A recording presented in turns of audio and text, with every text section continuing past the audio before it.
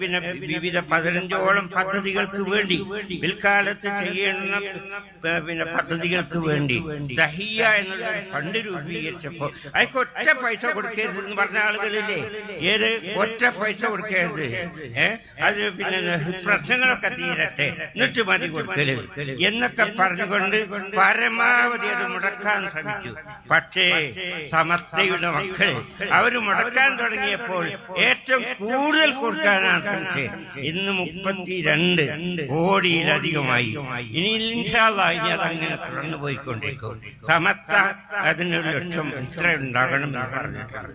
അവിടേക്ക് അത് ഇൻഷാ അല്ലാഹ് എല്ലാവിധ സഹായങ്ങളും നൽകി നമ്മുടെ സമസ്തയെ, അതുപോലെ തന്നെ സമസ്തന്റെ സമ്മേളനത്തെ, മറ്റെല്ലാ പ്രചരണ മാർഗങ്ങളെ, മറ്റെല്ലാ പ്രവർത്തനങ്ങളെ സഹായിക്കുക, സഹകരിക്കുക നമുക്ക് അല്ലാഹു നൽകിയ അവസരമാണ്. ഈ അവസരം ഉപയോഗപ്പെടുത്താൻ നമുക്ക് കഴിയണം.